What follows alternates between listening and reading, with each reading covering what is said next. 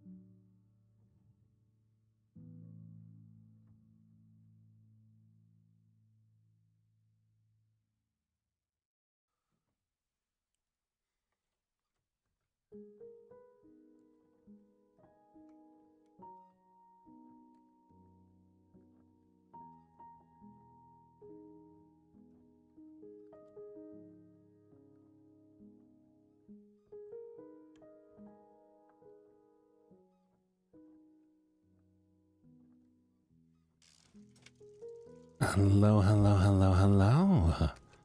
The ads are about to come to an end. Should be done in about 14, 13, 12, 11, 10, 9, 8, 7, 6, 5, 4, 3, 2. Thank you for giving the shout out. Hello, Felina. How was your stream? Thank you for the rain. Thank you so very, very much. I do really, really appreciate it. Hello, everybody. But I hope your stream was amazing. Go give them a follow. Hello, Neo. How are you doing today? So today, work was a little long, so I decided to make this stream a little more chill. Hi, OC. How you doing? Oh, buckshot's always a lot of fun. The goal of today, though, just to talk about lore, because enough people were interested in it. Lilith and a few others, yes. I have a whole expansive universe worth of lore. Why? No, my own lore. Not FNAF. Because of course, being a writer, a gambler, and a flirt, I have to write. Alright, OC. Gene animatronic. But let's start talking to all of you. How's your day been? Hopefully not too long. Hopefully something you can enjoy with work not being too difficult. Glad to hear, glad to hear. You just woke up. That makes sense, Vanya. I don't know what time it is there, but I assume it's early? Morning, right?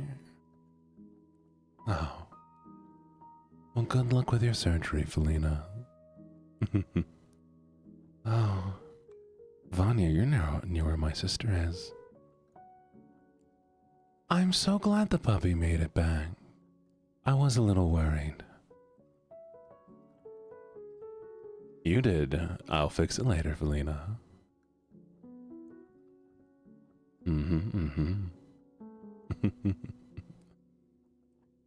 Yes, you're very close to where my sister is.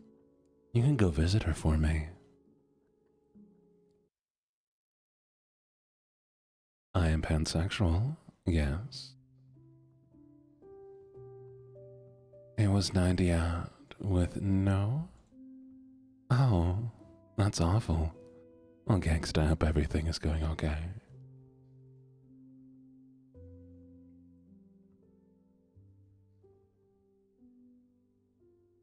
"90. I hope you enjoy the heat. Yeah.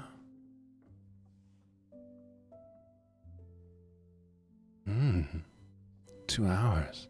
That's no fun. I hope you're doing better now.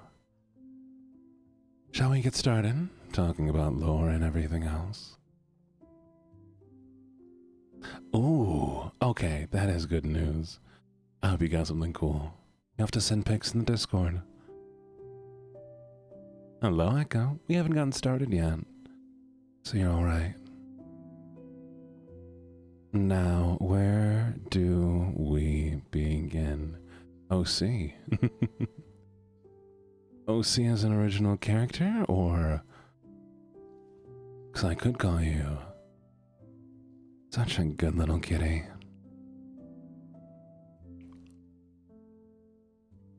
Or such a good girl, Felina. I think that covers both.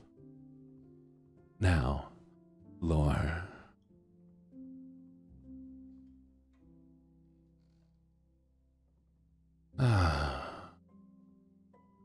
Alright, well, he's just annoying me, so we're gonna get rid of him. Hello, Lauren, how you doing? Welcome, welcome, welcome. Thank you so much for the raid. Hope your stream was good. What were you doing? Killian, good to see you. We almost got to the start. Oh, gangsta. Trust me, the redeems used to be a lot worse, but we've relaxed a bit on some of them. Enjoy your heap, Felina. Fun. I hope you had a good time with that. Now, as planned, without further ado, lore. Unless anybody else has anything they would like to talk about. I just get distracted so easily. Echo, sweetie. You feel free to use them whenever you're up for it. Now. Yes. The story begins in a place much like the world we live in. In fact, it might be the world we live in. It's up for you to decide. And in that world is a man. Not young, not old. Young enough to still be carded when he buys alcohol, but old enough to still not be considered to be in school. And this man is a writer. Not of immense regard, no, but enough that he can make ends meet and get by. This man has a process, the way he likes to write. Thank you for the follow, Muzzy.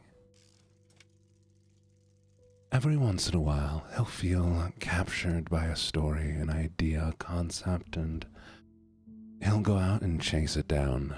He'll get in his car, get on a bike, walk, whatever. And he'll keep walking until the story feels right. That is where he needs to be to create a story. He'll sit in that one spot, whether in his car or anywhere else, even in the rain, in horrible weather conditions, and he'll write the story. They're short. Almost all of them are short. A few pages, a few concepts, from start to finish until he's done. And only when he's done will he be ready to move on. He'll collect them up, send them to a publisher, and get a little cash that way, and has lived comfortably. His stories are almost always horror stories. Not by his intent, it's just what strikes him wherever he is. One place he went, he stopped in front of an apartment complex and wrote a story about a fungus and a woman. In this story, the woman had a new neighbor move in, and after they moved in, they never moved, they never seemed to be seen, but they kept ordering food and boxes and all sorts of things, but nothing ever left the house. Things only went in. And it wasn't until one day that she saw a man go in and also never return that she started to think something was wrong. But being a classic American, wasn't her business, was it? Not until she started noticing something different in her apartment. The walls were getting darker, starting from the bottom, slowly moving up, almost as if they were getting wet, as if something was seeping from the door, from next door over to her place. She'd called the landlord, called people to go look at it, and she had seen somebody go out once to, check on it, but hadn't seen them come out. And eventually she decided, well, it's okay, I'll move out, I'll find a new place to live. But it kept coming, and from those dark patches started growing spores and fungus and other little things, and they were interesting. They didn't look right, they looked unearthly, a bit like black mold, but still a bit too lively, and the way it grew seemed too fast and too strong. And one day she got curious when she saw a little bauble form at the end of one of the fungus stalks. She touched it, and it burst. And suddenly, everything seemed right in the world. She just needed to be there, because where else would she be? This was her home. She just needed to stay there. order some food, lots of things to stack up to make it grow. And that's how the story ended for her. And the writer wrote, and he wrote. And when he finished the story, it felt to him like he sealed it off. That story was gone, and he could move on. Now, of course, it wasn't the only story he wrote. He's a writer. He made enough money through living that he once came to somewhere he felt uncomfortable, where things were just too dark and too eerie and too wrong. And he sat, as he always did, in his car, feeling like this was the place he was supposed to be, until he heard a knock on his window. For the most part, when he writes his stories, he's almost never disturbed. Maybe a friend will sit there next to him, but he won't respond to them. He won't hear them talk. He won't see anything. This time was a bit different. You see, he'd been writing a story about a devil, a man who travels in a traveling thrift shop that goes across the world and offers people items to purchase, always at charges too dear to actually take. And when they decide not to buy the item but take it instead, well, the devil makes sure the item takes them. One bought a journal that she could write her dreams into life. One took a veil that allowed him to see another world, and each one of them came back horrifically. You see, the goal of this devil was to punish those who would commit the sin of stealing from him, which is really all he wanted. And if he made sure it always happened, well, the story was being written, as it always is, and when he heard the knock, he looked up, and at the window he saw something that shouldn't have been. It was the very devil he was writing of. Of course, not with horns or skulls or fangs or teeth, but a kindly dressed old man who looked, for all the world could see, just a normal, plain person. A suit not out of style, but definitely not modern. A look that seemed to say, "It's lovely to meet you, but also get the hell out of my face." And just a smile. And the man asked him what he was doing.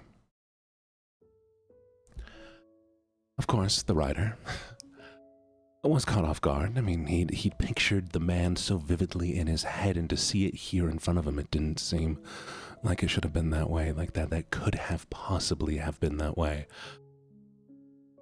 And so he sat there, stunned silence, and thought about going back to the writing, but he was asked again, "What are you doing here?" And the man just said, "I'm writing." He said, "No, I know what you're doing. I know what you're really doing here. You need to leave."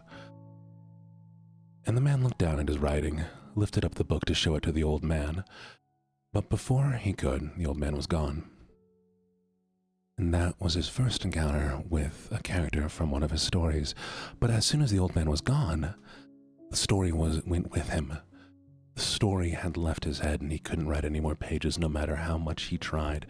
He tried to draw back on the thoughts he had just had, and he could get up to the point he had written, but nothing else. And so he packed away his journal and headed back home. And then there was another time where it wasn't enough to stand outside of the place he was writing. He felt compelled to be closer to the source of his story, an abandoned house in a place he shouldn't be, but the story was worth it to him.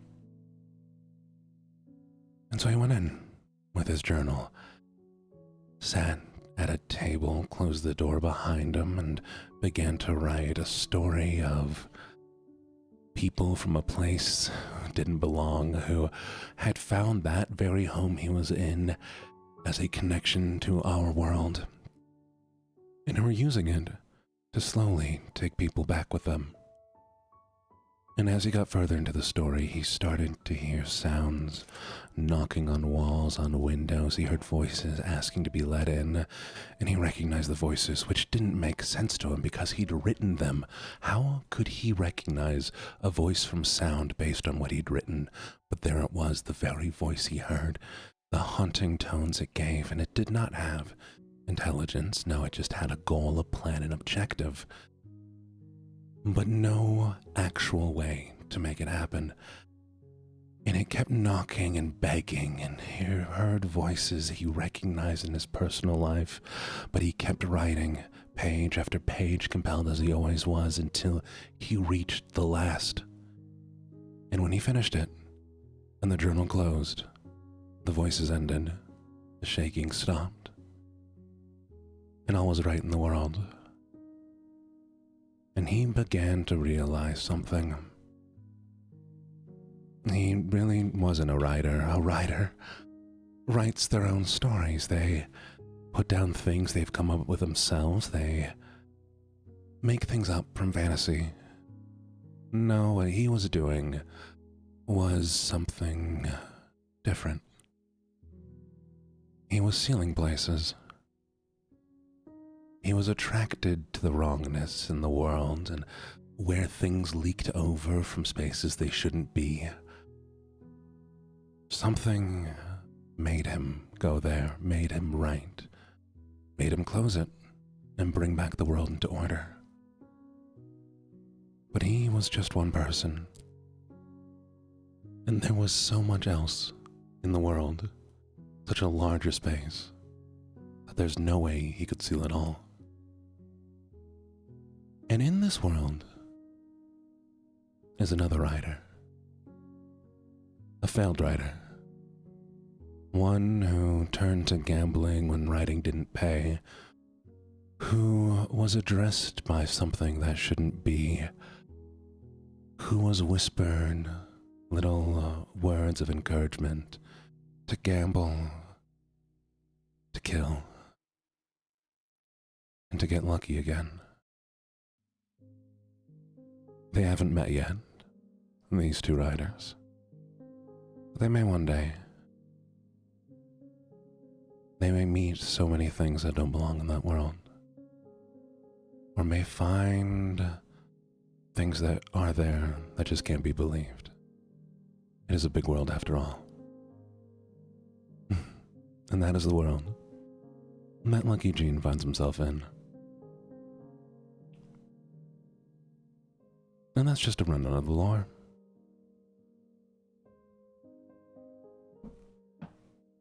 But yeah.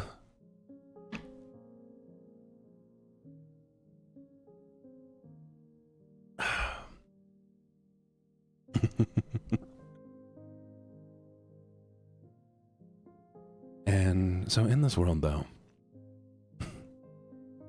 as there could be so many, many different characters that could find themselves in this world, whether they belong or not. Any character's lore could exist here, an aberration or truth. And some things become permanent when not sealed. I do have a plan of a scene where the writer meets me. After things have gone wrong to the point that they cannot return. The writer at this point has really learned what his goal is. When he sees things wrong, whether compelled to or not, he feels like he should write and close them off. But he can't close off Gene. Because what has touched him is already too deep.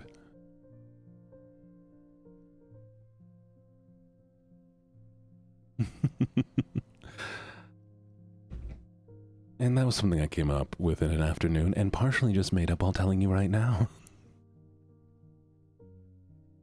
But I hope you liked it.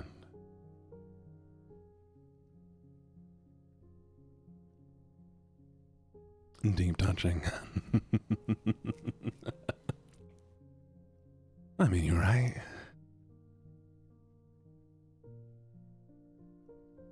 No, I don't know where to go from here.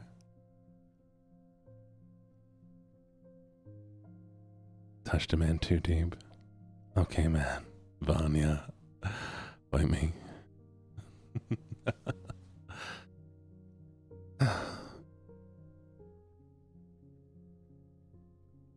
But I do plan on writing this. Tell me what kind of art you want. Any kind of art. Please do. You see, I plan on making this into an actual story, a continuing story posted in the Discord of following the writer's tale, of what horrors they run into and the people they find, and I think I'll open it up even for submissions.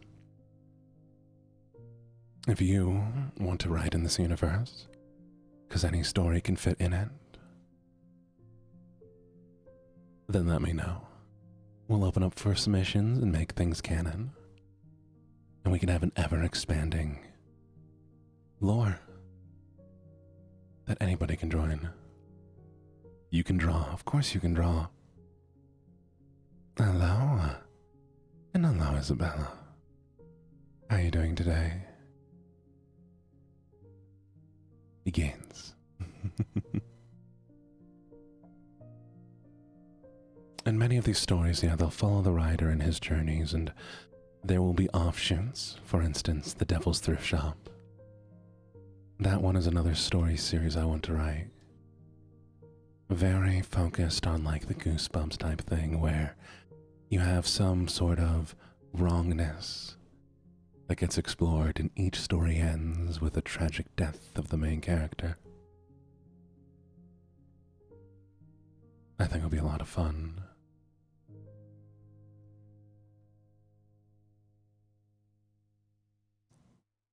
Dedication, discipline are two of the most important tools for a writer. But above all those, momentum. If you can get started and do something every day, you will always do it every day. It becomes part of your life, a habit. I used to write 1,667 words every single day. Did it for 2 months.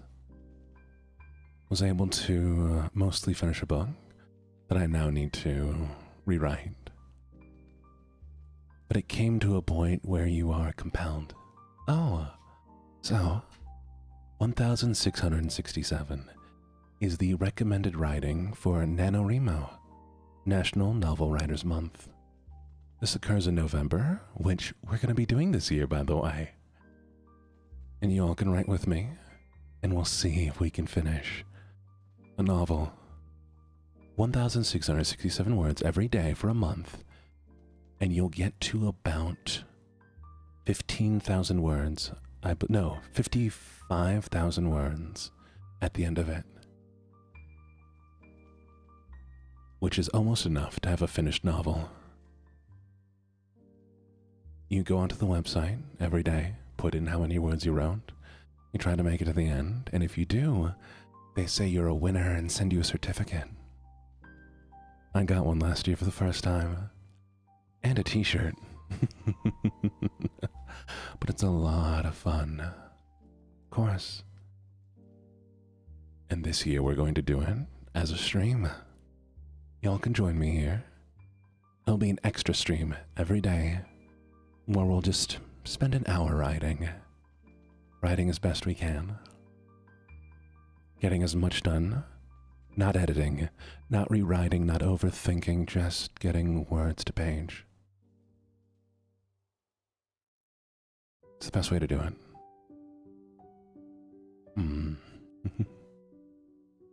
Good. Now that I've mentioned the basics of the lore, does anyone have any questions or things they'd like? Oh, that sounds amazing, gangsta. I would love to read your daily poems if you do start doing them. I guess we can talk more about the entity, what it is that influences Gene. In the world of the story, there are things much older than us who have been around for as long as they themselves can remember, They have seen planets grow and species come to existence, and you see, one of the most difficult things an being without age has to deal with is boredom.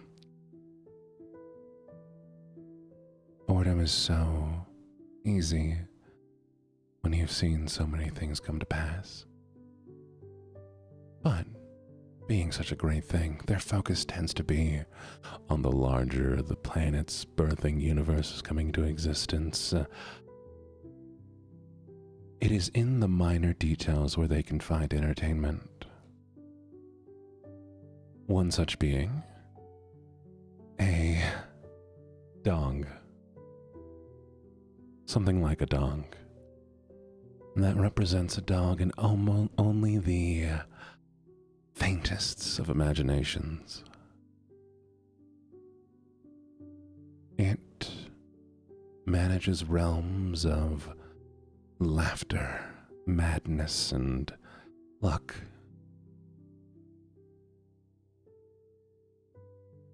And one day, one boring, insignificant day, it felt something. Looking over at where we live, a writer, a failed writer of course, had a bit of a disagreement with his landlord. The landlord had not been kind, had called him insignificant, an obvious failure, a worthless being, and the failed writer, one LuckyJene, had gotten upset, had a flash of anger, had a moment where he could picture the landlord no longer alive. And for a brief moment he considered acting on it, how easy it would be. The landlord was smaller, lighter. In an instant it could be done. Never would he have to worry about another missed rent payment. Could solve every problem he has. Of course, it's not true. In a brief second we all have the darkest thoughts, and some worse than others. But as soon as it came, it left. But that was enough. That was enough for this old, eldritch dog to become interested. It didn't want to influence things directly, no. Not in a way that we would really consider. It didn't want to directly push Jean into a path that would be more fun. But it did want to see what could happen. It ruled over chance and luck after all. It wanted to see if it twisted a little bit of that, what would happen. And it just so happened that Jean had received a little letter from a local casino that had just opened. And with just a change of chance, a wind pushing that envelope a little bit further until it fell onto the floor at a miserable, crying, failed rider's feet. It gave him hope. Yeah, Jean had nothing else to lose. Of course not. So why wouldn't he take that being up on its offer? And Echo, I do have a rough representation drawn by the lovely Pink, Control Pink. I will see if I can get that to you. So,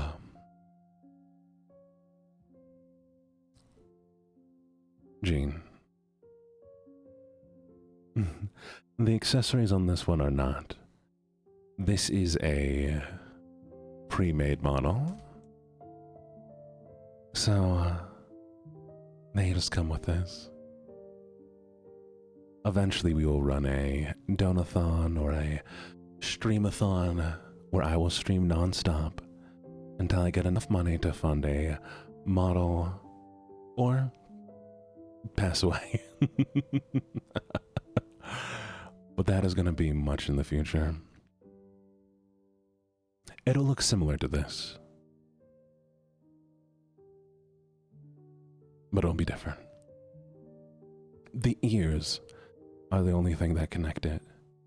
Because when this eldritch being focuses on people, when it looks at them, when it alters them,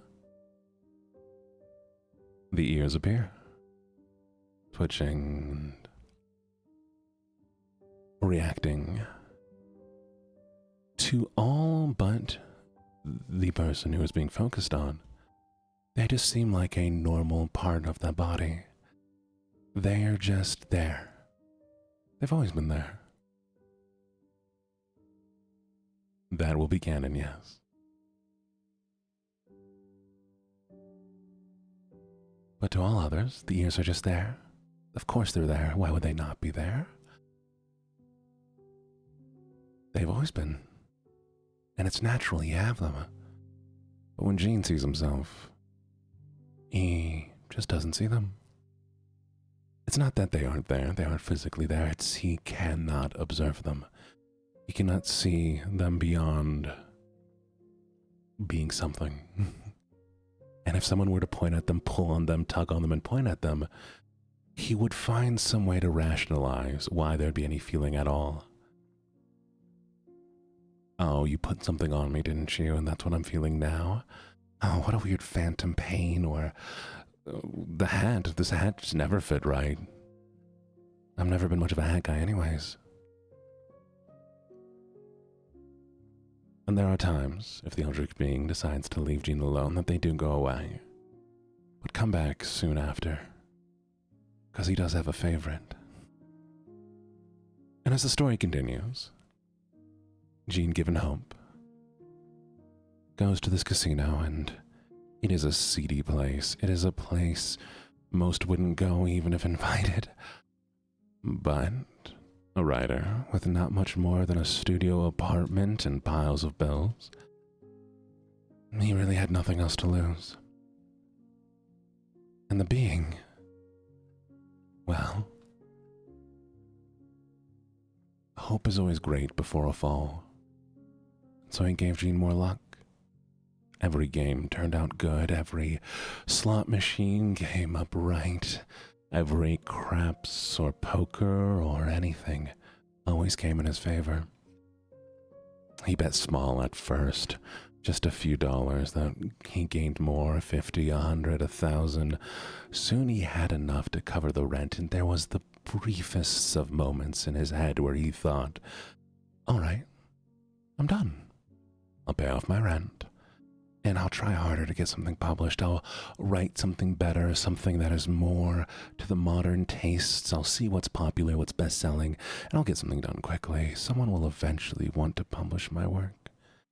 Things might be hard, but I'll do it.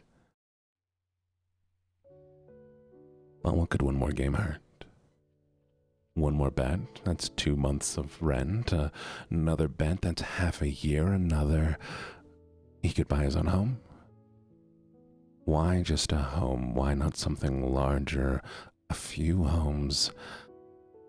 He got more money than he'd ever seen before, more money than he'd ever thought to even have. To the point that he thought, why not his own publishing house? He could own a publishing house that would publish all of his books. He wouldn't need to try harder. He just makes what he needs. He could get a movie deal. He could get anything with the right amount of money, couldn't he? Just one last bet. He'd won everything so far. So why not put it all on the line? Every single cent. Even the ones he brought with him. And then it came crashing down. The god took its focus away for just an instant. The dice, they moved. And he saw it all go away.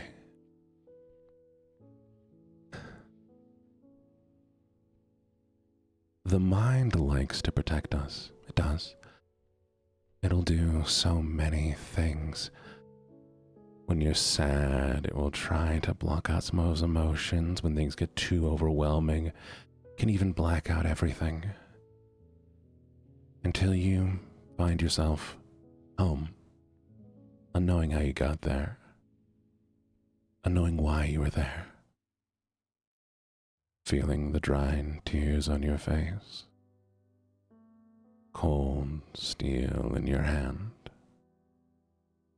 a chair in the middle of the room, ropes around it, a coin laying on the floor,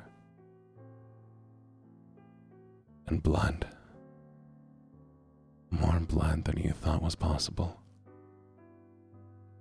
Of course, not all people have this. Some are a bit more lucky. Jean was not one of those. And coming out of that state, of course, fear began to set in. He recognized the face beneath all of the red, the landlord. And he wasn't sure what to do. But he was a writer. Not a bad one. Not a good one. But one who could plan. And he planned it. A little bit of the telltale heart.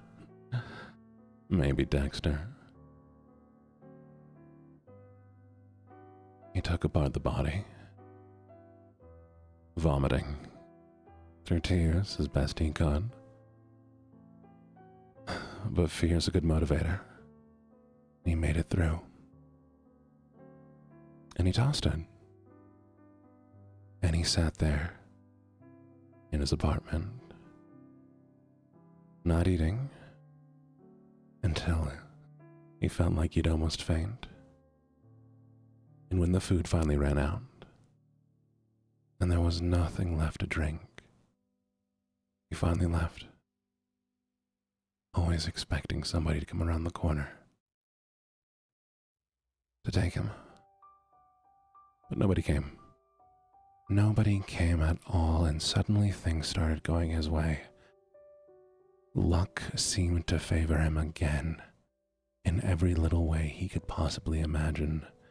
Showing up at a bakery, getting the last donut, being the last to buy a ticket for a movie or simple scratch off. And he went back to it, to gambling. Was able to make some money, but the luck ran out faster this time. This time he realized something. It came back with tragedy. Came back with entertainment. And he realized if he did something else entertaining, flirted, talked, seduced, brought someone back, made love, and played a game.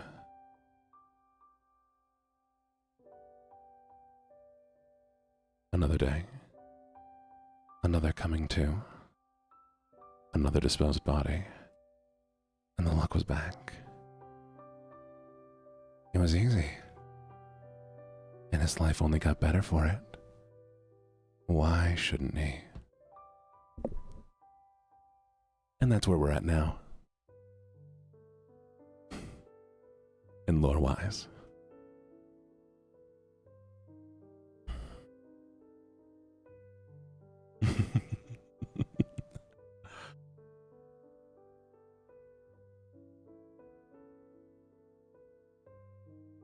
But I think it's fun. Thank you. I love writing. I love telling stories.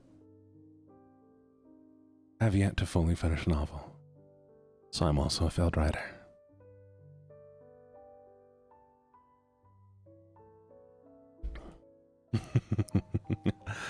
I do appreciate it. I do very, very much appreciate it.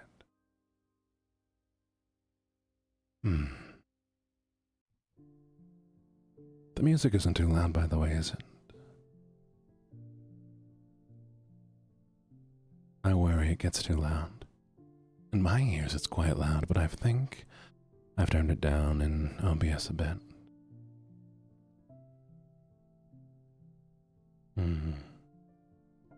Good.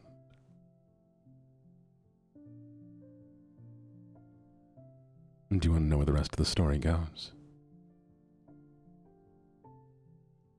I can give you all a little bit more of a rundown of it.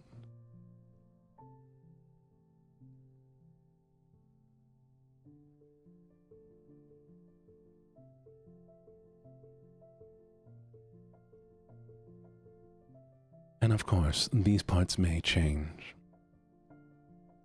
because nothing is permanent. Until we hit that chapter, it's still fluid. But the story goes that Jean's luck would wear out faster and faster each time, but he got better and better at getting it back. The first time had been an accident, unbeknownst to him. The second time, one with more intent, more of an experiment to see if it would happen, and it did. The third, fourth, fifth time, he got creative. He had fun with it. Something broke in him at that point.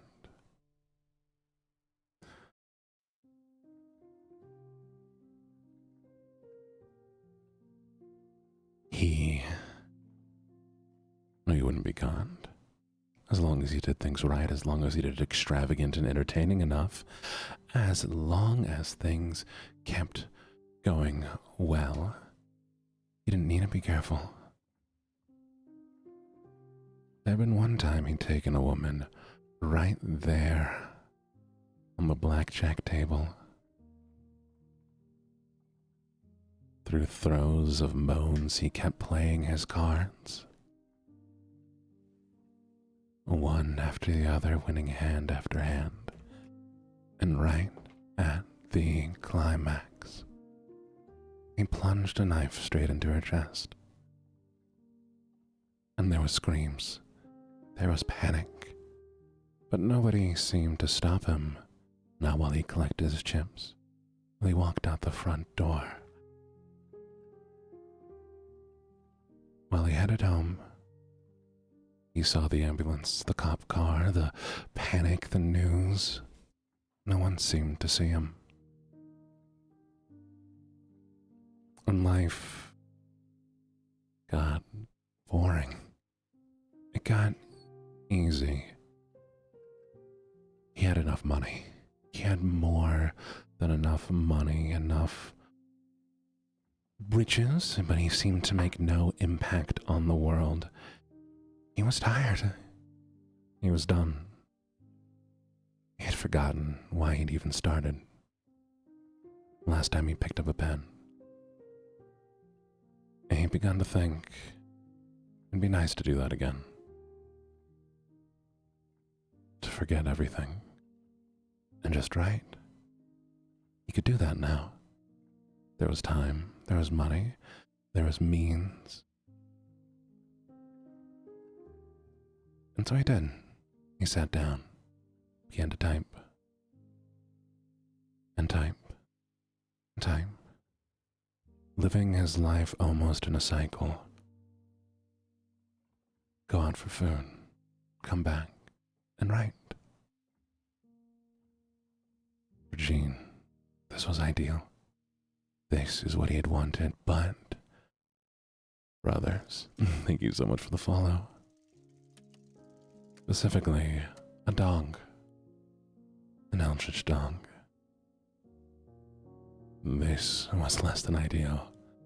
This was boring. He had come here for entertainment. He had given to this thing such incredible gifts, and sure, some of it had gotten a little bit boring, but as long as he was doing things to entertain it, Nia, thank you for the redeem. As long as he was doing things to to entertain it, it was still happy. But I was bored now. How dare this insignificant thing bore him? It had such little life. I know, we're talking about the lore of LuckyJene. Had such little life to live, made such little impression on everything. It should be honored to entertain the dog-like eldritch being. How was it that it wasn't? And then it began to wonder. That big, dark dog in the void. What would it be like to be something like it was? To be like LuckyJene? To have risk? To have things be taken from it and given back? To not know what was going to happen next? That would be entertaining, wouldn't it? And well, it had chosen something, had claimed that failure of a rider, given so much to it, more than it could ever pay back. Maybe it was time to collect a debt.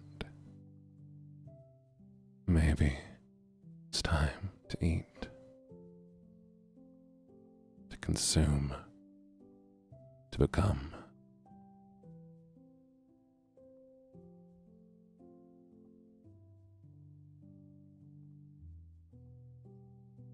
And that's where that part of the story ends.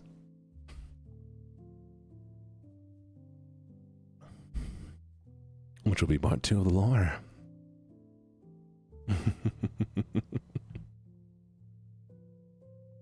And I have plans. After my next model, I will have an additional form. Too long didn't read. What the dog doing exactly?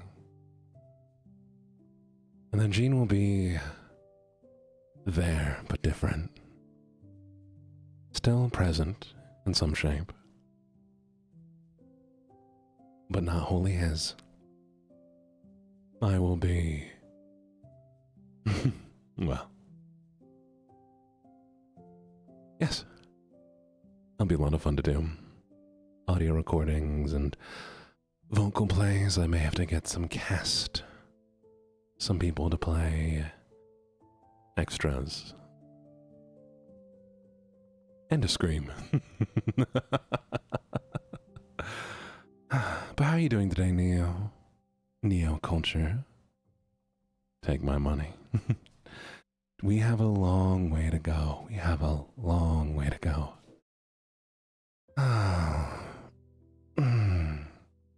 So many streams. Establish ourselves again. Build up the community. Writing. You do. I do appreciate it, and thank you for the stretch and the hydrate. Oh, my back still hurts so much. Somebody come stand on my back. Crush my spine, please. Hydrate, cheers. And also, you lovely, lovely listeners at home, you viewers, please make sure you're taking care of yourself. Eat, drink, and relax. That's what we're here for today.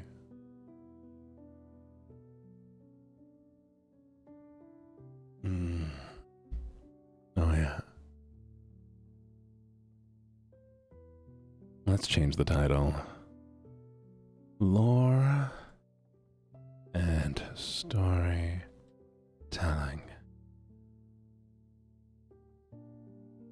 Perfect. Really? Well, then I'll have to come visit Gangsta. In the middle of a lecture once. And why would you do that? Did the teacher complain? I imagine they would have to. Because I can't imagine they could see a student and be like, you know what? No, that's okay. They can be walked on in the middle of class, in the middle of a lecture. Unless you did it subtly enough that it wasn't noticed. You know, that's a fair point. I can't really argue with that. Can I?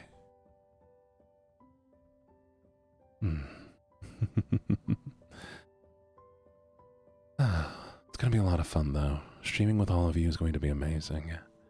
Every single day. We'll probably wait I'm imagining January to look into the new model, one that's all my own.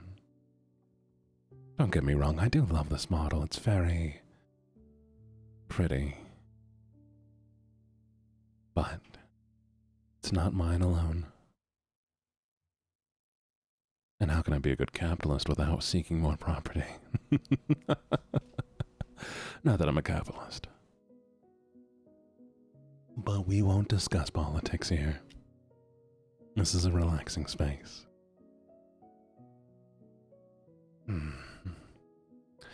Thank you for the lurk. Enjoy your chores, gangsta. Ninx. How you doing, Nova and Snowy? Thank you for the redeem. How you doing, Nova? I see that you're tier 2 in the clips. The second leader. I believe... I don't know who's first right now. It might still be Neb.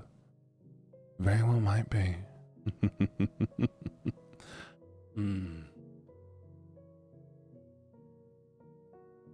Nobody can stop you from what?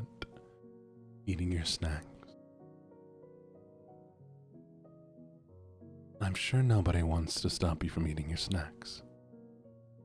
Unless you want to share with the class. Chat, get Nova, take the snacks. Steal the snacks. Quickly, chat, before they notice.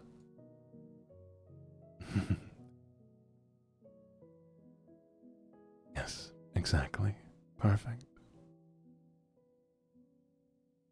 Wow, it has almost been an hour. I've been talking about stuff for that long. I'm surprised y'all aren't bored of me already.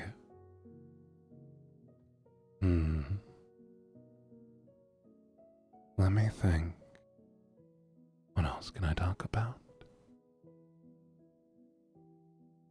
With the best me. You're supposed to be lurking. But the streamer. Oh, that's no fair. Do y'all want to hear about the book I wrote for NaNoWriMo? We can always talk more about lore.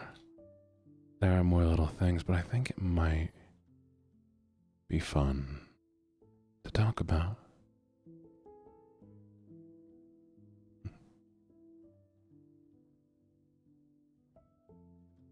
It's a story about...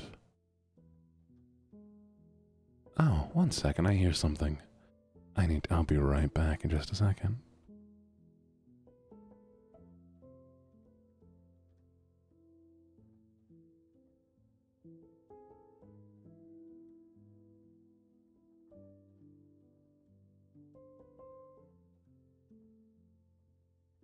We're back.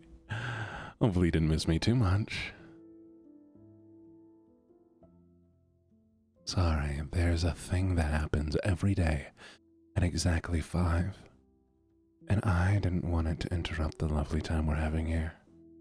Loud noise, trumpets play. It was fun. I used to base my day off of it. I would start my workday at 7, hear the first sound, go the entire day, and then at 5, I'd hear the sound again and I'd know my workday was over. But my God, it is so soul-crushing to live alone and work a at-home job and being a little bit of a shut-in like I am.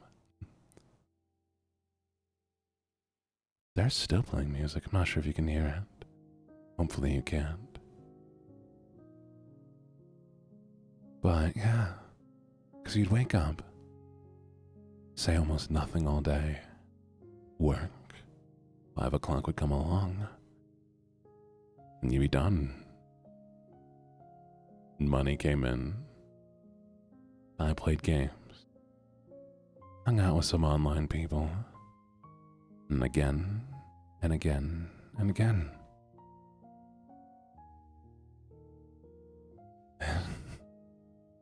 When there are days or you don't remember the last words you said. Thank you for the stretch. Or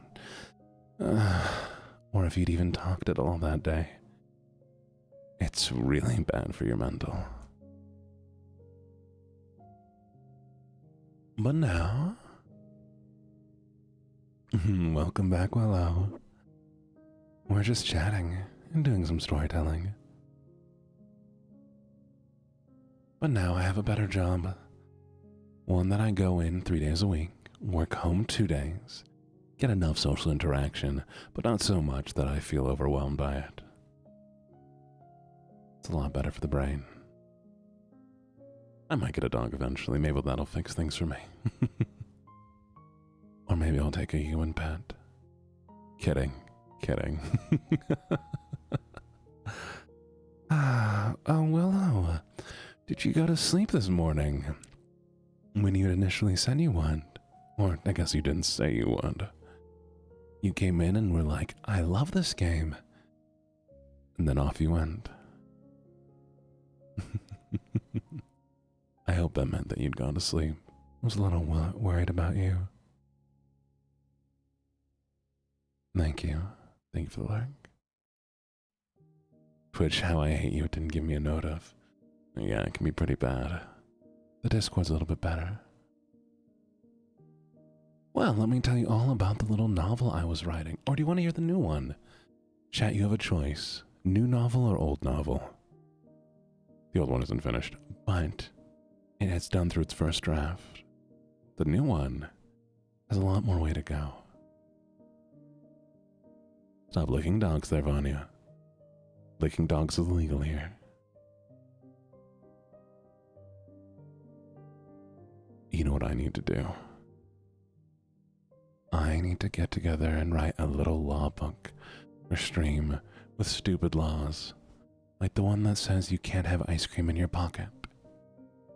Or putting pants on a dog is illegal, because we're definitely putting licking dogs is illegal. There's no reason you should be licking a dog. No reason. If you have a single reason to lick a dog, I'm very worried about you.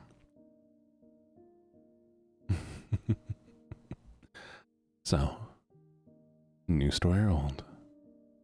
Or does anybody have a preference?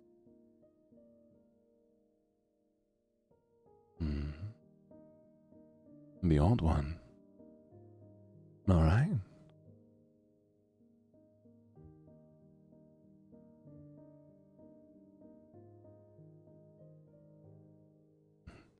Don't apply that. So, the old story is about a detective. Jake Grimes, classic detective name. And it starts at his death. The story begins with our dear, lovely detective Jake Grimes bleeding out on the concrete, holding in what little life he can, making a desperate phone call to a girl he only knows as the police girl. He never learned her name, even if he had a date with her later on that day. You see, Jake was a classic private eye. He'd grown up, 2 parents, mother, father. A father who was a hard-working businessman who loved his wife more than anything and who did all he could for her. And a mother was an actress. Not a big actress, no. She acted in local plays, did some advertisements, always had dreams of the big screen. But fate wasn't like that for her. No, pre-genetic disposition to early onset dementia. And she started slipping, still beautiful, still so young. It was hard to imagine his mother like that. And Jake loved his mother. But he quickly grew up getting used to taking care of her. She would go outside and get lost, not remember where they lived. Now pre-rolls are on. Run an ad break to disable. Ooh. Chat, we might need to take a little ad break here real quick.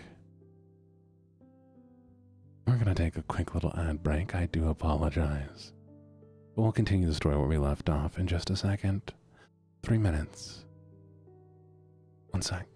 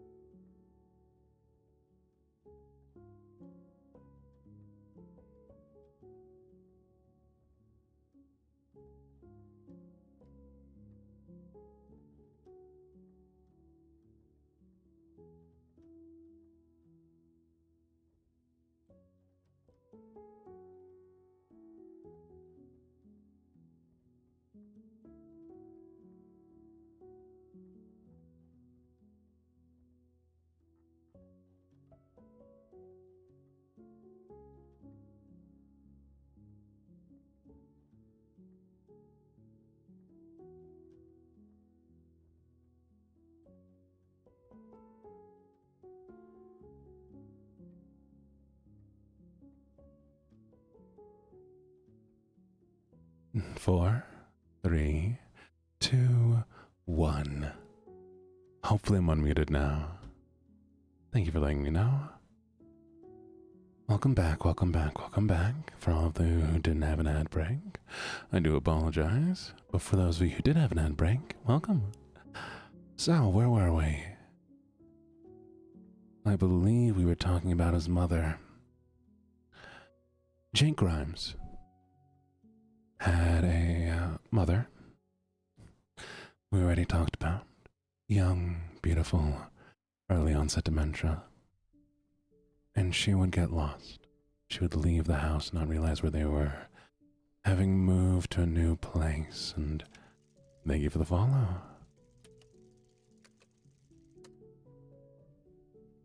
Greatly appreciated as always. And how are you, Leona? But yes, they'd moved to a new place. And of course the mother, with early onset dementia, had gotten lost. And Jake got good at finding her and finding things she would lose around the house. He cared about her deeply. It was his mother after all. He did all he could to make her life better. That's actually why he decided to one day become a detective. Because he got so good at finding things. And one day, his mother had been trying to cook. Now, normally the father would cook. He got home from work. He'd make a meal, but she was having one of those moments of lucidity. She thought, wouldn't it be nice to treat my family to a meal? So many of us can know what would happen next as she started to slip again, forgot what she was doing, got distracted. And Jean had been out of the house. He'd gone out for only a moment, gone to get the mail. His mother had locked the door. He had seen the flame start, the smoke billowing, and he had no way of getting in there. By the time he could even try, it'd been too late.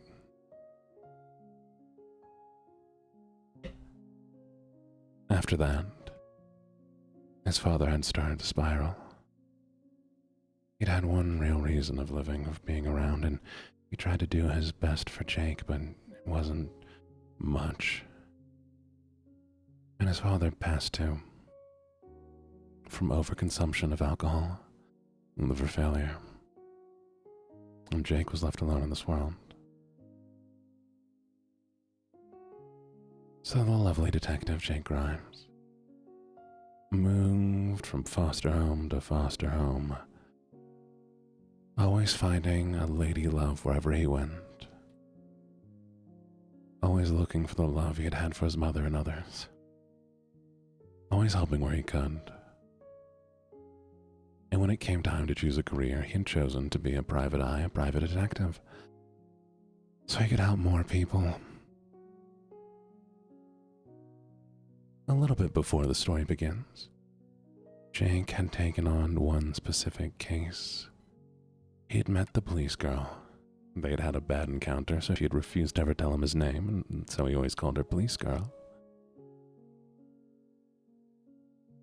And she'd asked for his help. All right, Gillian. And hi, River. And hello, Wild Kitten. Hope you all are doing very, very well. Police Girl had asked him in help taking down a crime family. And Jake, Jake Grimes, always wanting to help a woman, had of course agreed. They'd staked spots out, gathered information, and he'd finally gotten the police girl to agree to a date. He was going to show up early, pick the perfect place, and convince her to finally tell him her name. But Jake got a call. A panic voice on the other line who asked him to come out to a specific place, a hotel that he knew of, and he couldn't turn down a crying face, even if it was over the phone. And he went there. His mind so lost in his thoughts that he didn't notice the car, the two men in it, the window rolled down, the gun.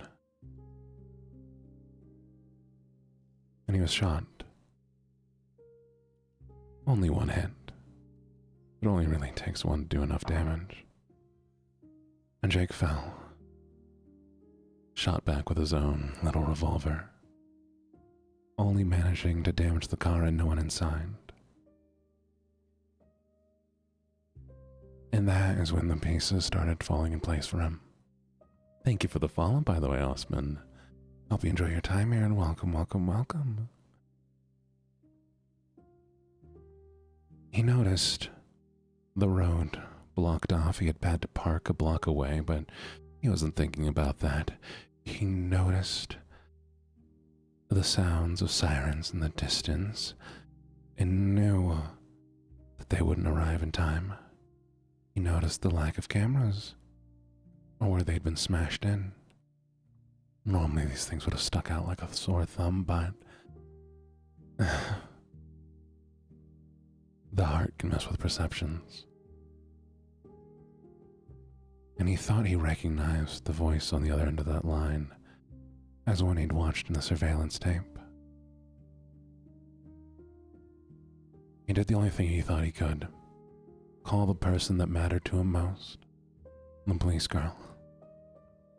Wanted to give her a warning, wanted to apologize for being late, because that still mattered for him even as he felt himself get colder. He was lucky she didn't pick up. He left a voicemail. A little summary of events.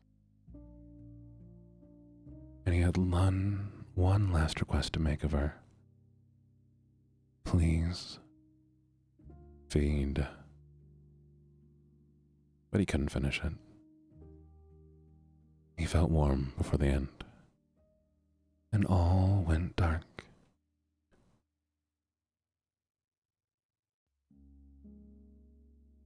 And they stayed dark. But dark in a different way. He was sure he wasn't there anymore, that he was gone, that he was not where he had been. He was in a place that was empty, empty in a way he'd never really experienced before.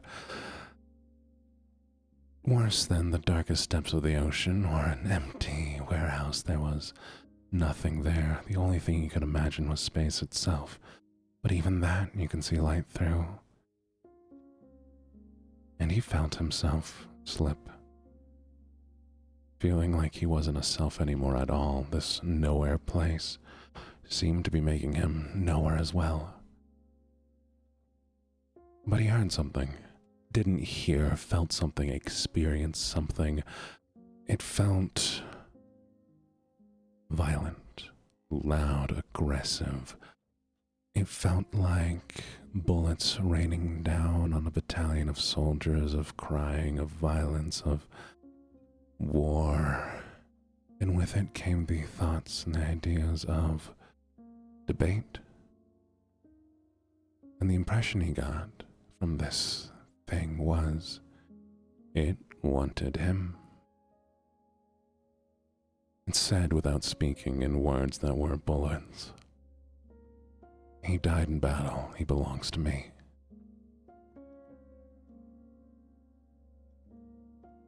But another thing, another presence, another shape out in nothing that wasn't really there, that felt more like a lover's caress of velvet sheets, of heated debate between two who mean more to each other than any else in the world. Its voice came, in a way not spoken. He died because of a woman. He was driven by love, by lust. He belongs to me. And another, this one ink on paper, open halls of students cramming for deadlines, of the smell of old books. It spoke, in words unspoken, in sounds and concepts.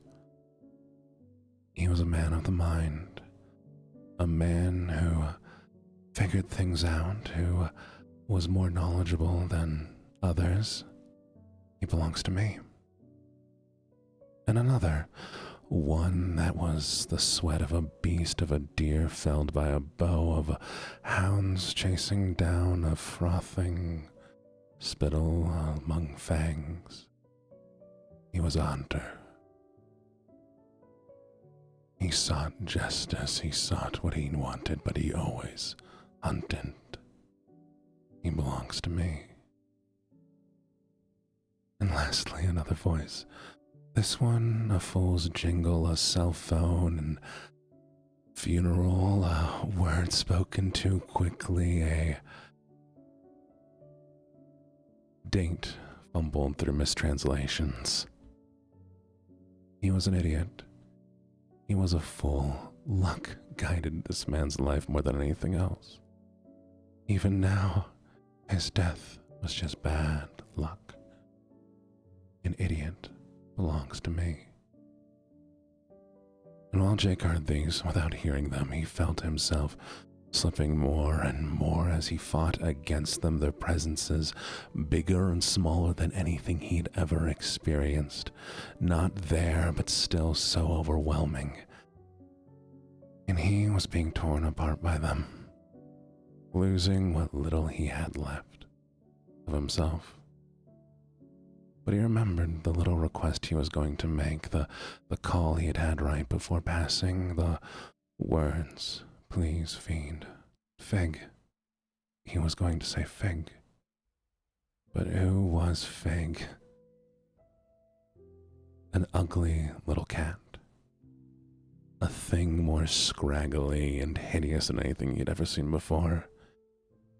He'd seen it walking down an alley once, alone. Like he had been. He'd taken it in. He couldn't even remember why he'd called it Fig. But it was part of him, part of who he was, and he wanted to get back. To Fig, to the police girl, to what he needed to do. And so he was able to hold on for a little longer against the rising voices that did not speak. And right near the end, where he felt even that would not be enough, suddenly there came a voice, a real one this time, one with words that were spoken. "Silence," said the voice. It was louder than anything he'd ever heard before, but also didn't make a sound. It was quiet and strong and cold and so very, very familiar. And out in the nothing that was where he was came a figure. Not a large one, though it felt much bigger than it was. Without gender or much more shape than being vaguely human. And it looked at him. And the other presences went silent. They moved away, he could feel them, though he could not see them. And the presence, when it spoke with many, many voices, male, female, in ways that sounded like animal calls, overlapping the words with multiple meanings, but he could still understand it. And it smiled at him and spoke one word, as if it knew what words were, but wasn't used to using them. "Choose," is all it said. And Jake knew he was given a choice, that all of these presences that currently fought over him could take him. And he knew there'd be different worlds, different feelings, a life after the one he just lived. One of battle, one of love and lust, one of foolishness, intelligence, the hunt. And there were more worlds beyond that. But he only wanted one, the one he'd left behind. Thank you for the follow.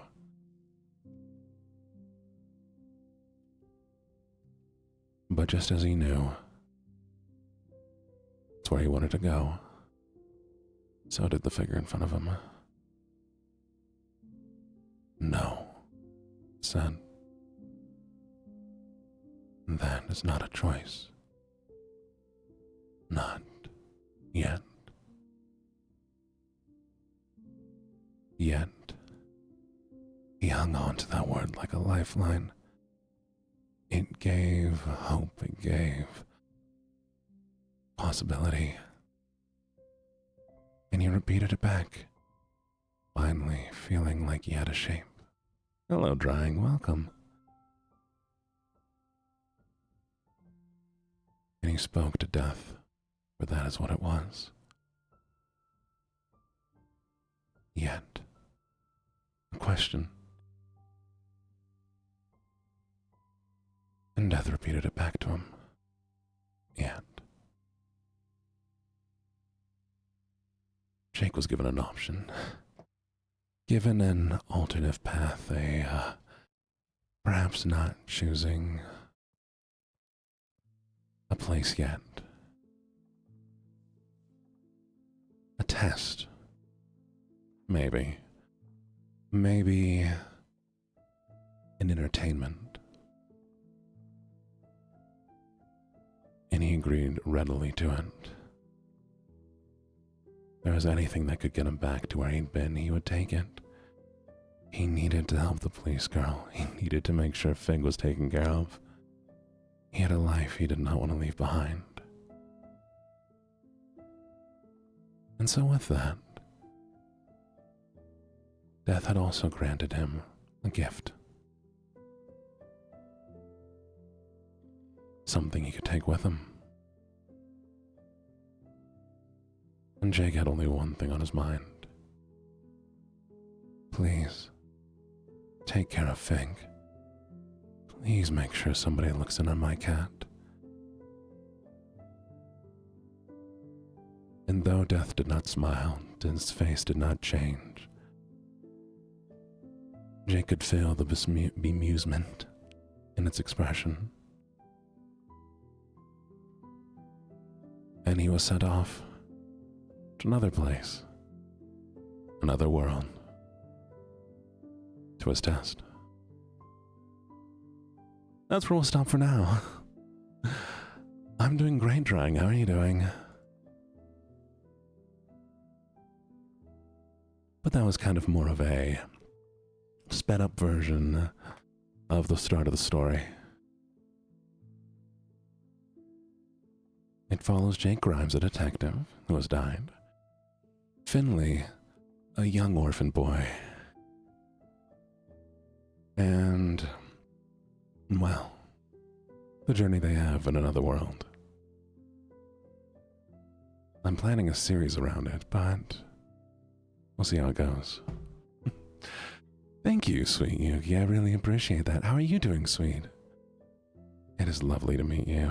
And Trying, I'm doing fantastic. We're just relaxing here today. That's alright.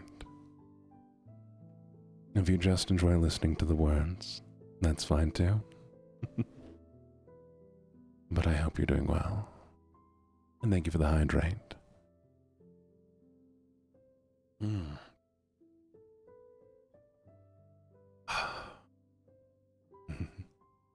I do, but I always appreciate it.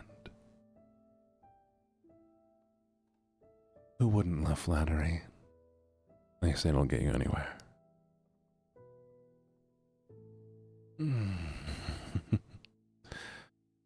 I fell asleep again. Oh, that's alright, Vanya. Even truth can be flattering. Can't it? But yes, I've written most of that story. I do need to rewrite it though, because when I first wrote it, I'd written it fully third person. And while I enjoy third person very, very much, I think third person lacks a lot of emotional depth. It can be so very difficult to describe the way a person is feeling if you just glance over it. That works easier in told story.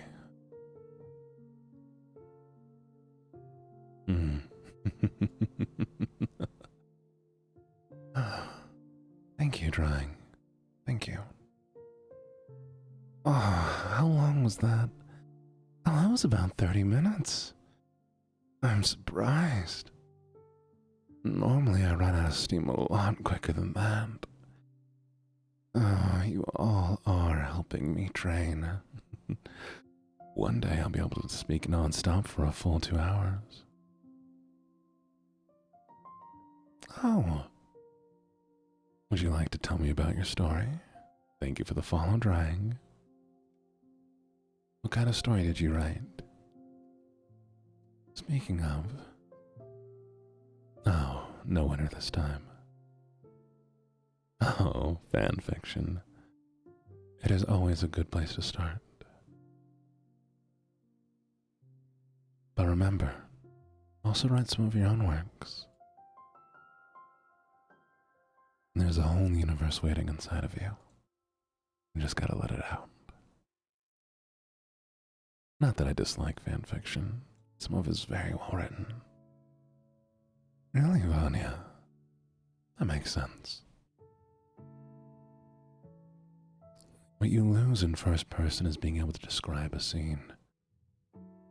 You can only really write what the character sees, and thing is, most people probably don't see everything there is in the world. Unless you write a Sherlock Holmes style character who pulls in every little bit of detail, but even then you can only see the room. Send it to me. I'd love to read it, Vanya. But we won't be doing writing streams again. We'll be doing, I think I'll make it a weekly writing experience. Or we'll do a little practice, 5-minute intervals with a little prompt. Write a little short story. Everyone can submit them in to me and I'll read them out loud to the stream. It'll be a lot of fun. Oh, Echo, I feel that. Actually, I have another story then. I wrote a long time ago, but I lost. It was about a man with obsessive compulsive disorder. A man who the world slowly turned on him in a way that doesn't make sense to anyone but him. But I lost that story. It was one of the best written things I've ever written. So detailed, so meticulous in every little point. But now it's gone. Still there, not deleted. Probably on a hard drive I have somewhere. But it might as well be gone. But I can recall most of it. Would you like to hear it? At least the beginning portions that I'd written.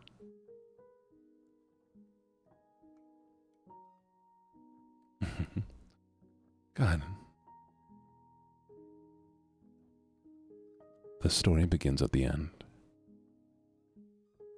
A man sitting in a cell across the table from him. The detective. Someone just recording down the story, the facts. And given this opportunity, our main character figured he would spill every little secret he had. Because it was over for him. He reached his end.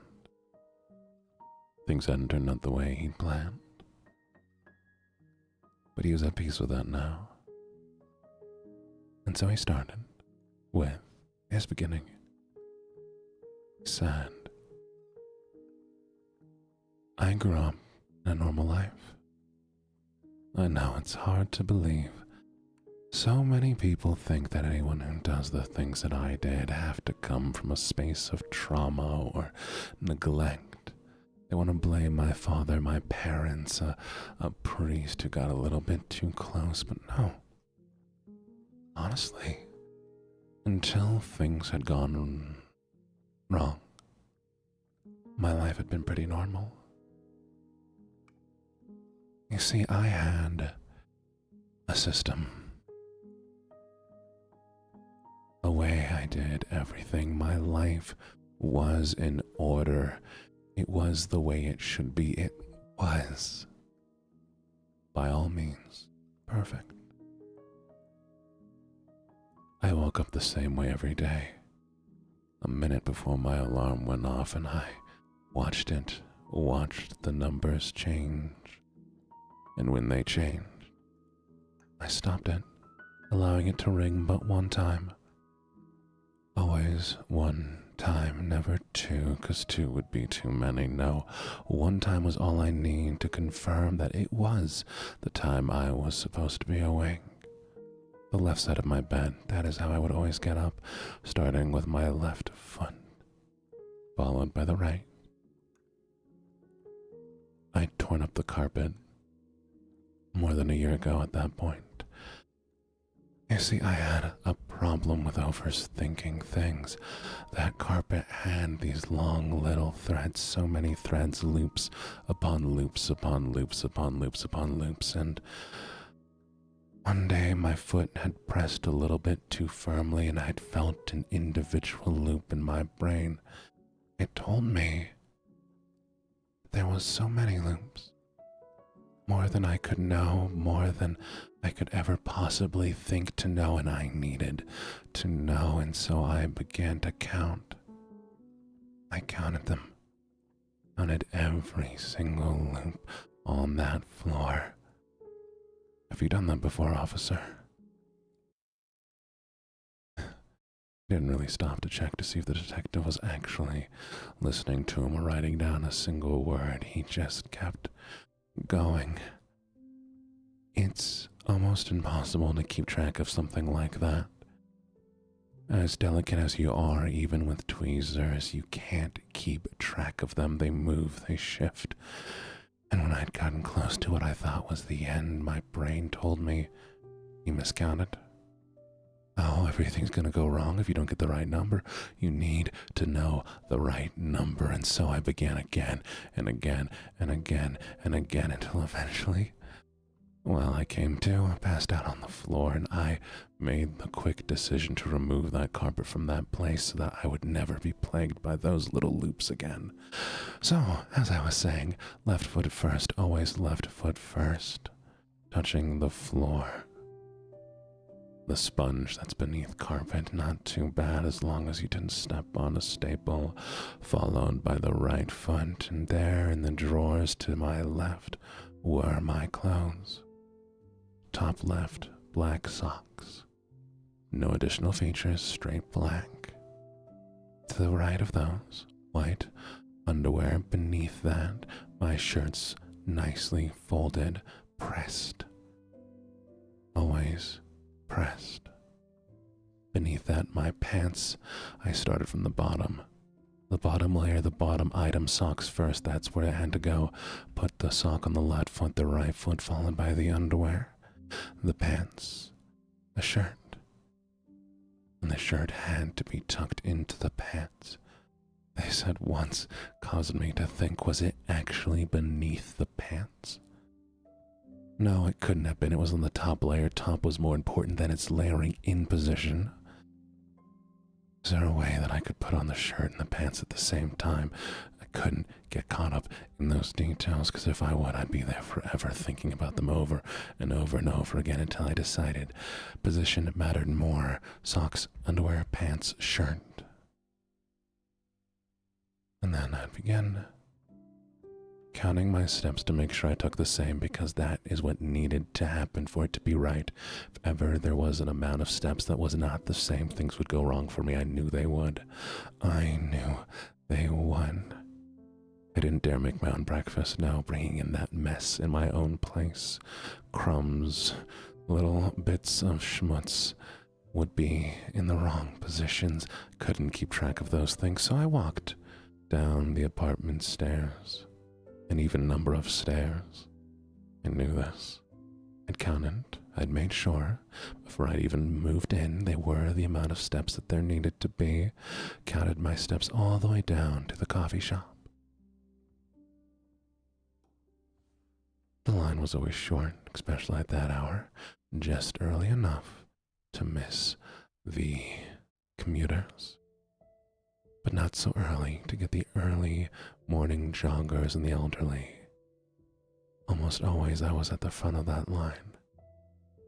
A blueberry bagel with cream cheese. They always had it.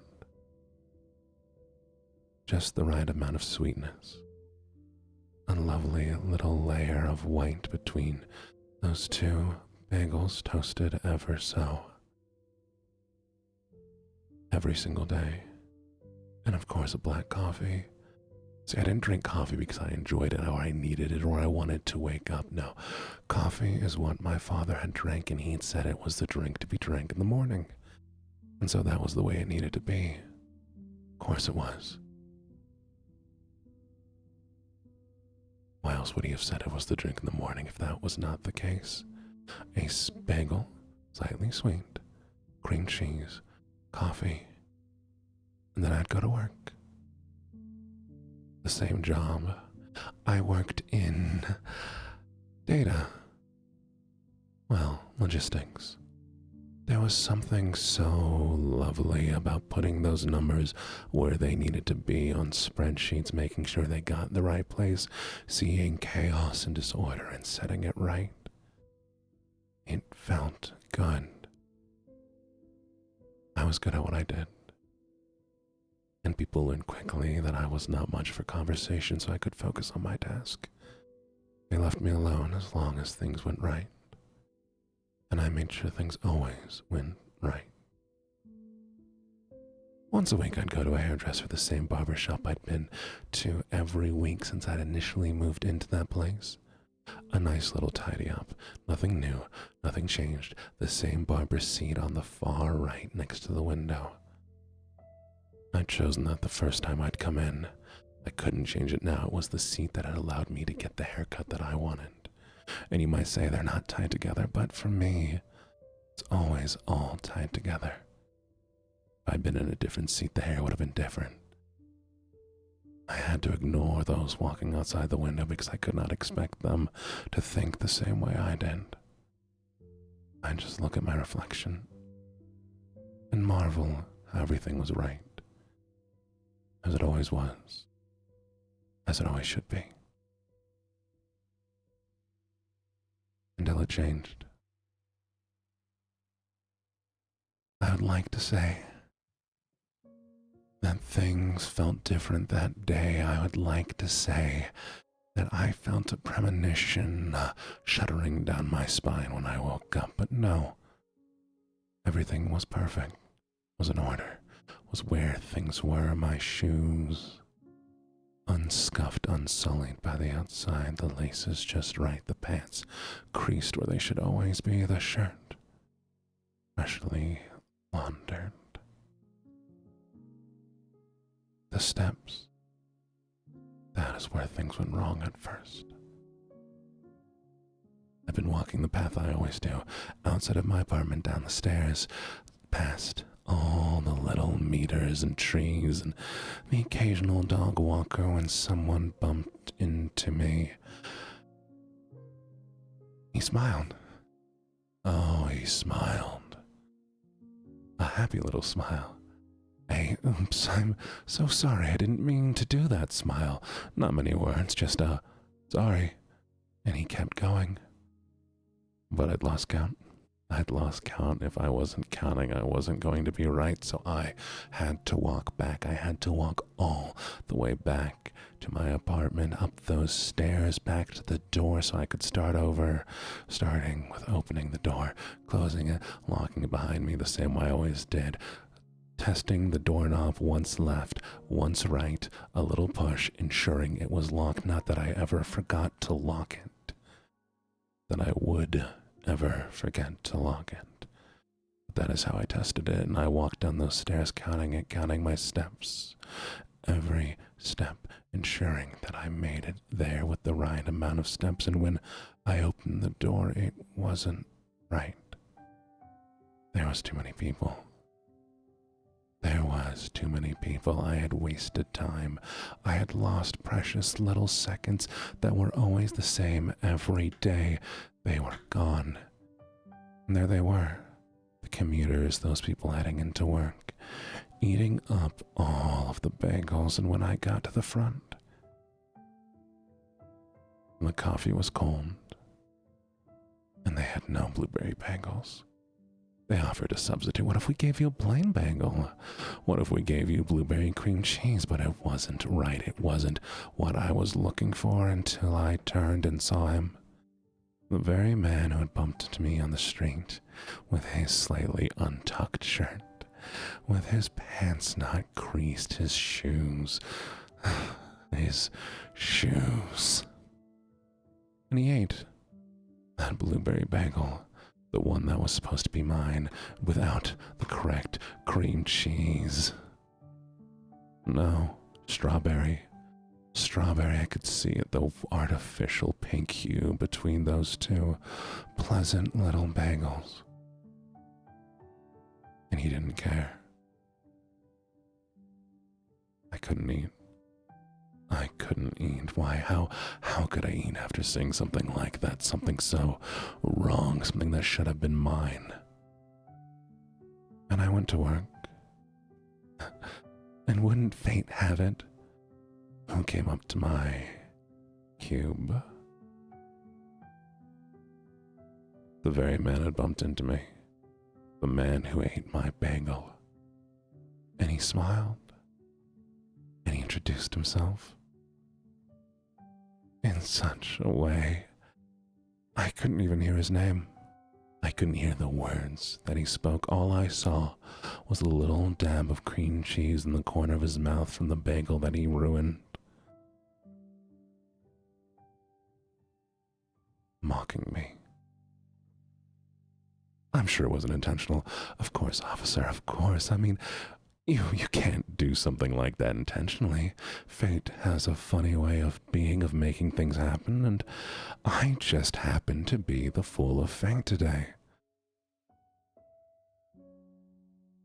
But he was there, in my place of work, in my shrine to order, and he worked alongside me.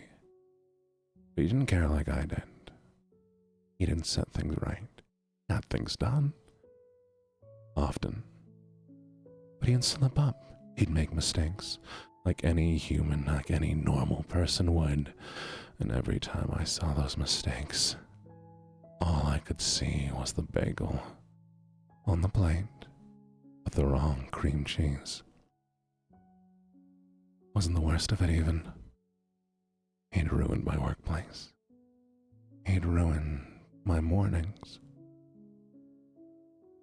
And when I went to get my hair cut, who was sitting in that far right seat? Of course it wasn't him. No, that'd be too much coincidence. But he'd been on my mind, so I'd been late. Someone else had taken my spot, and I had to wait. And all I could see in my reflection when the barber finally cut my hair was how every piece of hair was not right, was wrong. I considered shaving it all off, but there was no correcting that. No, I just kept trying to tell the barber it wasn't right, until he eventually couldn't stand me anymore and sent me on my way, offering me a refund, like that's what I could have ever wanted.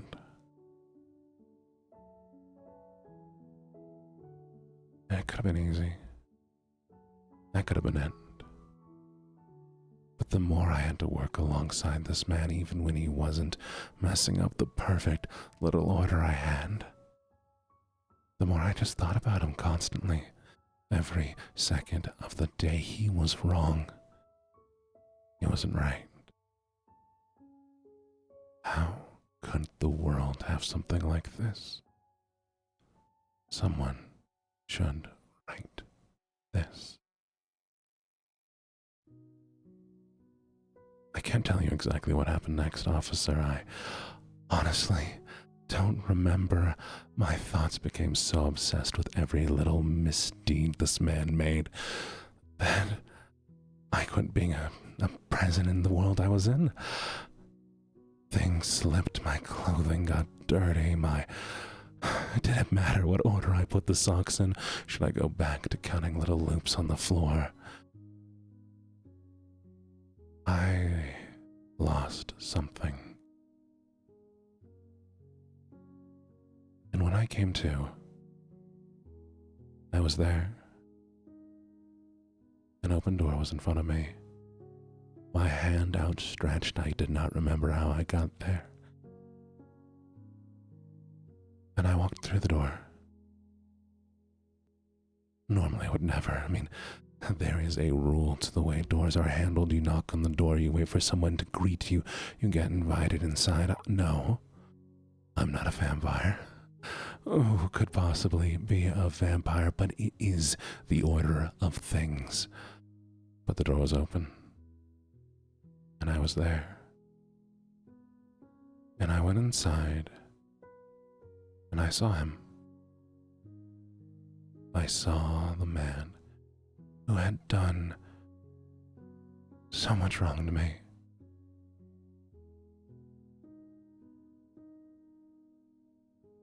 And he wasn't. He was no longer there. There was just a body where chaos had been before. His eyes, oh, his eyes. So bright, so cheery, so bouncy in the way he looked around at everything. Still, motionless. I don't know how I got there. I don't know why I was there. But in that moment, I felt certain that that man was like that.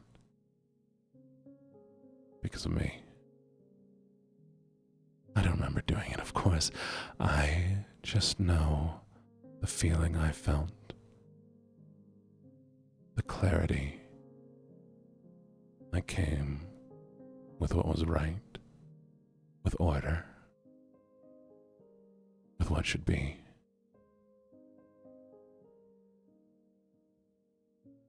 Things were how they should be. And if I had done it, I could do it again, couldn't I? Now don't get me wrong, officer. I did not immediately go into these actions. No, there was a bit of guilt. I mean, there is a moral right to society, isn't there?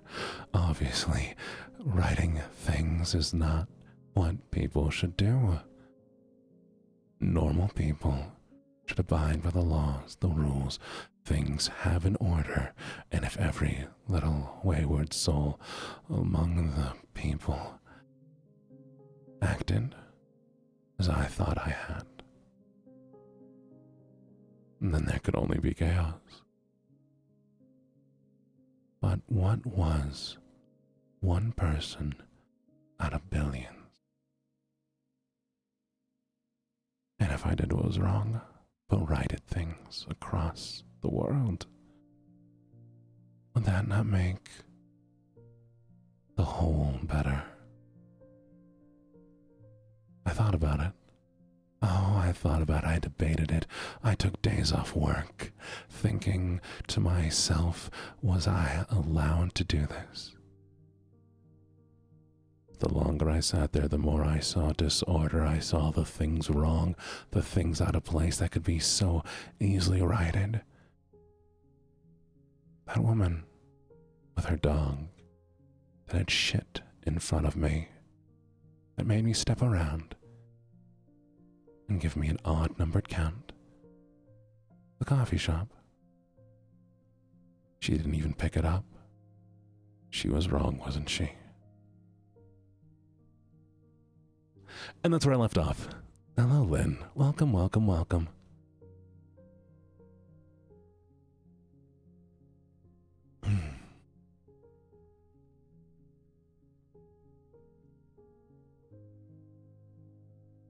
I don't know what happened to that story. It's written somewhere. But all the stories kind of just sit in my head and flow around. It just takes time for me to remember them. Oh my god, it is almost 6. We're almost at the end of stream. This has been fun though. Have you all enjoyed it? Oh, thank you for the hydrate.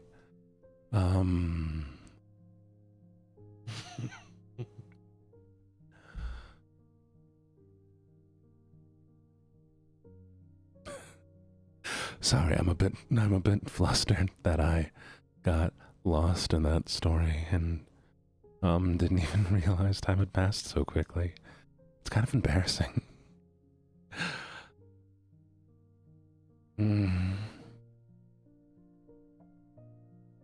But I'm glad you all seem to enjoy it. And maybe we'll do it more. Thank you for the follow, Goofy Grape. Okay. Unfortunately for today, I am on call Meaning I can't let stream run long today. But since you all seem to enjoy this so much, and I've been meaning to practice storytelling, maybe we'll do this again.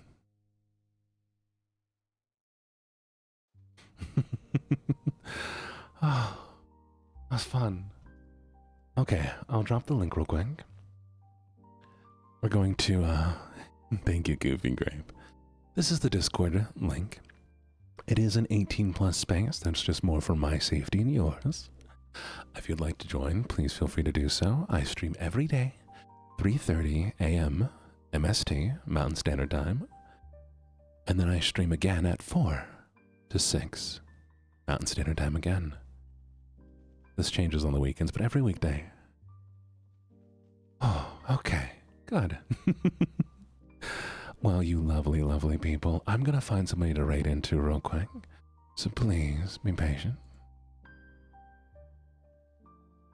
And if you all have any questions or requests for a story for next time, you let me know, okay? We have Goblin Fia playing Just Chatting. We have, that might be something fun to raid into. We'll raid into some Just Chatting, okay? What do you guys want me to play? Is either like You all say hi for me. And I will see you all next time, okay? And do a little raid. I'm gonna do a little lucky raid. Boo boo boo boo.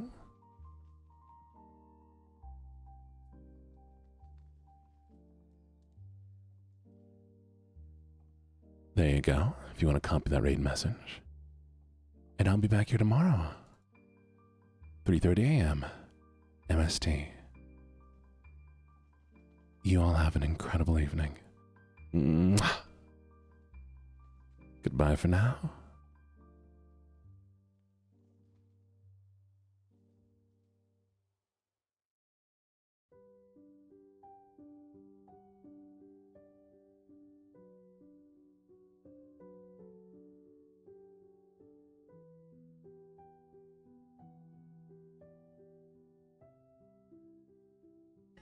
Thank you for the raid. I really appreciate that. Hold on, I am not following you. Let me go ahead and do